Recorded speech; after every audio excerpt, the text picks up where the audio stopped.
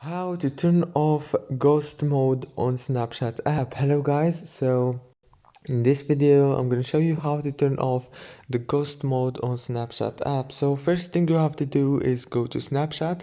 This is the home page, as you can see right here. Go to the top corner and click on your avatar, and then go here and click on the settings.